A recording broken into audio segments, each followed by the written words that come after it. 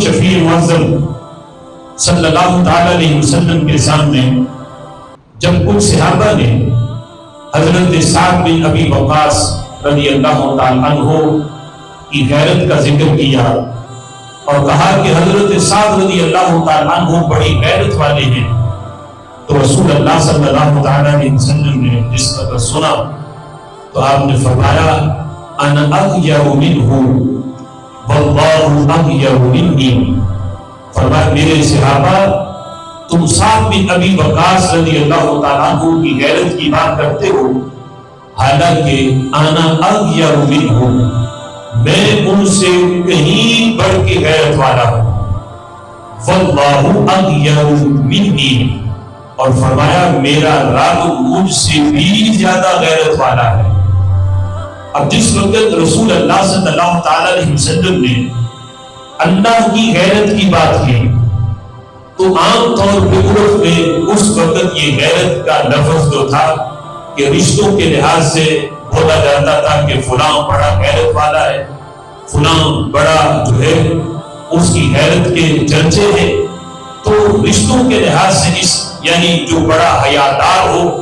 اپنے رشتہ داروں کے لحاظ سے جو غیرت کرنے والا ہو تو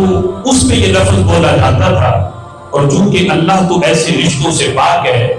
تو پھر جب اللہ کے لیے یہ لفظ بولا گیا کہ حضور فرماتے ہیں کہ اللہ مجھ سے بھی زیادہ غیرت والا ہے، تو صحابہ نے پوچھ لیا یا رسول اللہ صلی اللہ علیہ وسلم اللہ کی غیرت کا مطلب کیا ہے؟ تو رسول اللہ صلی اللہ تعالی علیہ وسلم نے فرمایا میرے صحابہ اللہ کی غیرت اللہ کی حدود ہے،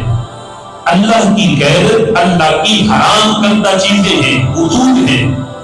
فرمایا جو اللہ کی ان حدود کو پامال کرے، ان حدود کو کراس کرے، ان حدود کی حفاظت نہ کرے، اللہ نے ایک حد رکھی ہے، یہاں تک رہو گے تو تمہارے لیے تم جنت کے راہ پہ رہو گے، اور اگر اس حد کو تم نے کراس کیا تو پھر تم جہنم کی راہوں پہ آ جاؤ گے۔